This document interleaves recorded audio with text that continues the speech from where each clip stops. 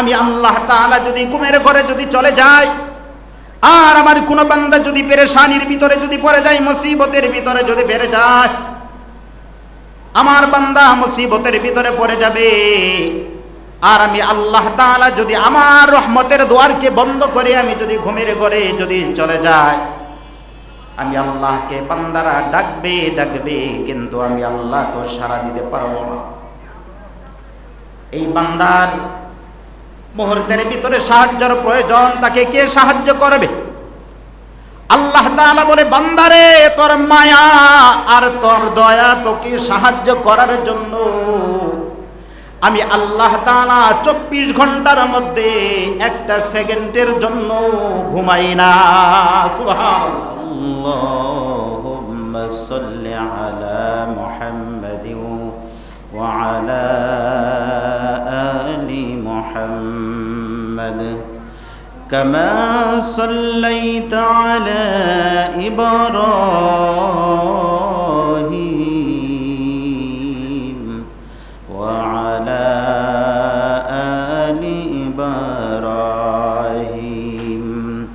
ইন্নাকা হামিদুম মাজিদ। আল্লাহুম্মা বারিক আলা মুহাম্মাদিন ওয়া আলা আলি মুহাম্মাদ কামা বারাকতা আলা ইব্রাহিম ওয়া আলা আলি ইব্রাহিম ইন্নাকা হামিদুম মাজিদ। আল্লাহ পাক রব্বুল আলামিন, তিনি যে রব, তিনি যে আমাদের স্রষ্টা, তিনি যে আমাদের মালিক, এটা আল্লাহ তাআলা নিজেই দাবি করতেছেন। কে দাবি করে? আল্লাহ নিজেই দাবি করতেছে, আমি তোমাদের রব। সমস্ত রূহগুলা যখন একত্রিত ছিল, ওই সময়ও আল্লাহ রব্বুল আলামিন সমস্ত রূহকে, আত্মাকে আল্লাহ তাআলা বলেছিলেন, আমি কি তোমাদের প্রভু নয়? তখন সমস্ত রূহগুলা, আত্মাগুলা এক বাক্যে বলেছিল হ্যাঁ। বলেছিল ক্বালু বালা, হ্যাঁ অবশ্যই আপনি আমাদের রব। তে শুরুতে রূহুর জগতে আমরা সবাই আল্লাহ তাআলা যে আমার রব, এই কথাটা আমরা সবাই স্বীকার করেছি। এখন স্বীকার করি আর না করি, কিন্তু একটা সময় একসাথে সমস্ত আত্মাগুলা, সমস্ত রূহগুলাই আল্লাহ যে আমাদের প্রভু, আল্লাহ যে আমাদের স্রষ্টা, এটা আমরা সবাই কি করেছি? স্বীকৃতি দিয়েছি। এরপরে আল্লাহ তাআলা বিভিন্ন জায়গার মধ্যে, কোরআনুল কারীমের মধ্যে আল্লাহ তাআলা তার গুণাবলী উঠায়া ধরেছেন, আর তিনি নিজেকে রব বলে দাবি করেছেন। এক আয়াতের মধ্যে আল্লাহ তাআলা বলেন, হে নবী, আপনি তাদেরকে বলুন,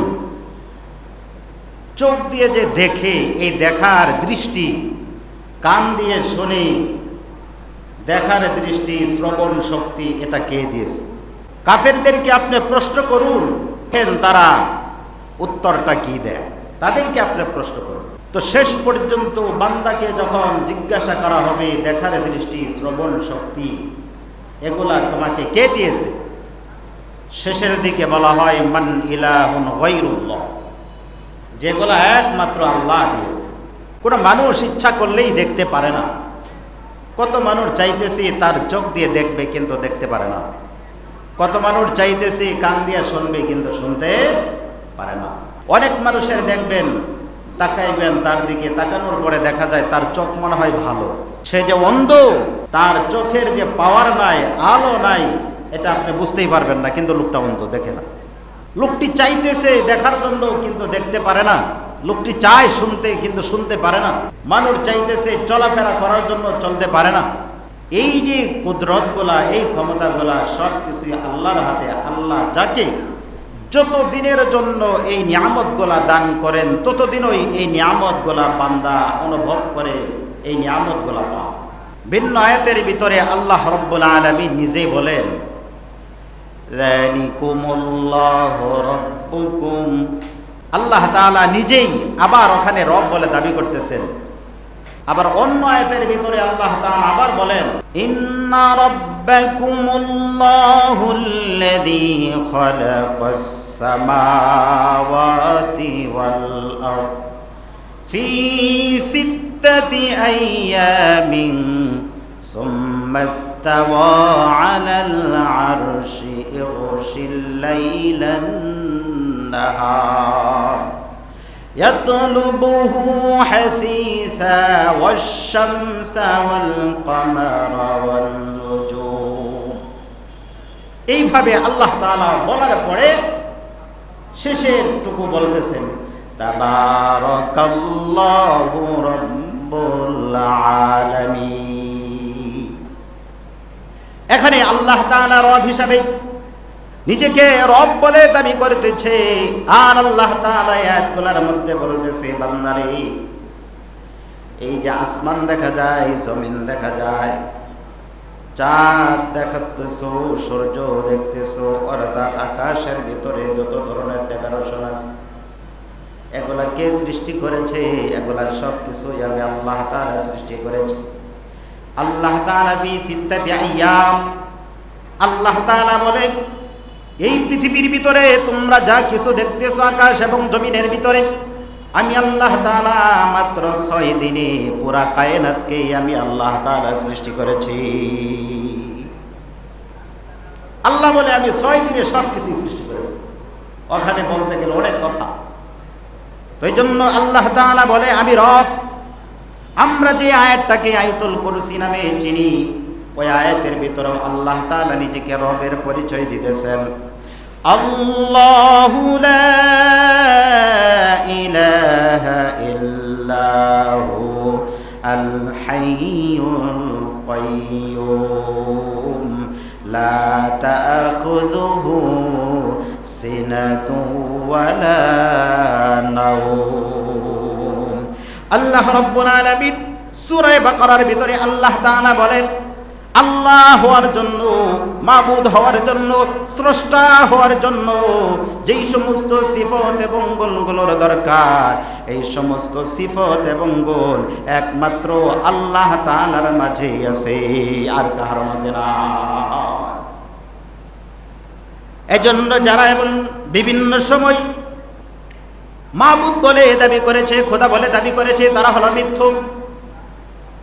তাদের এই খোদাগিরির বেশি দিন টিকে নাই, মানুষ ধ্বংস করে দিয়েছে। নমরুদ আল্লাহ দাবি করেছিল, ফেরাউন খোদা দাবি করেছিল, তাদের এই দাবি মিথ্যা হয়েছে।